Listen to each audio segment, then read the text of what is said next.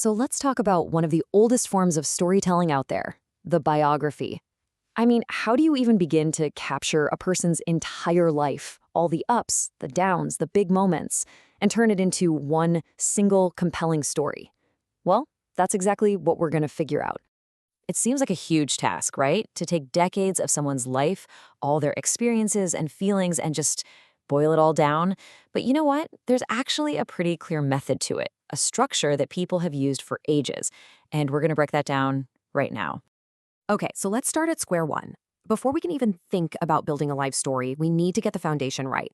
What is a biography, really? And what makes it different from, say, other kinds of life stories? At its heart, a biography is simply the story of a person's life, told from beginning to end. But here's the key detail, the thing that really sets it apart. It's written by someone else. This isn't someone telling their own story. Nope.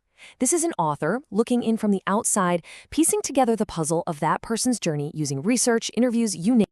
So if you're the one telling someone's life story, where in the world do you start? Well, it turns out every life, no matter how wild or complicated, can be broken down into a few basic pieces. We're going to call these the building blocks of any good biography. Just picture it like this. You're basically constructing a story with these blocks.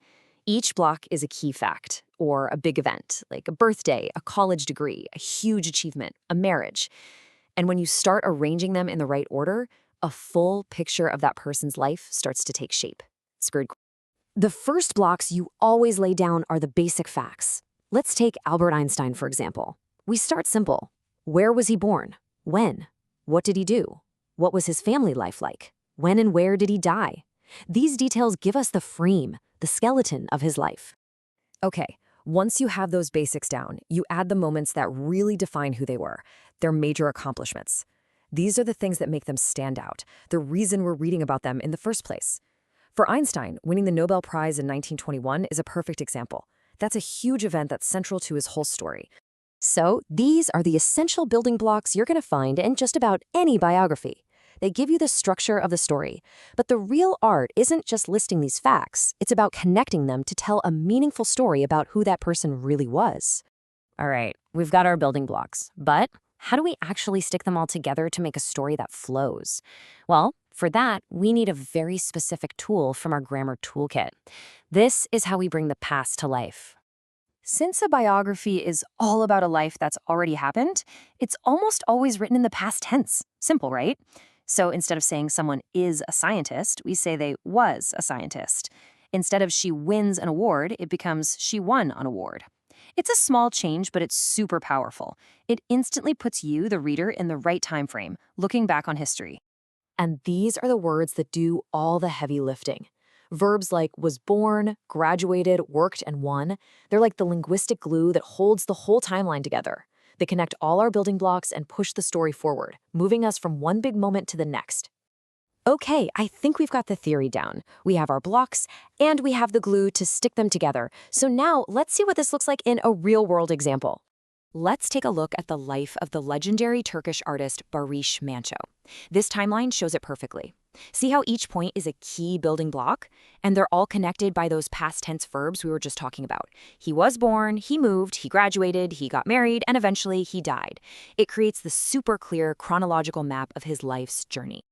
Phew, we've covered a lot. So let's do a super quick recap of the main points, and then we'll do a little quiz to make sure everything sticks.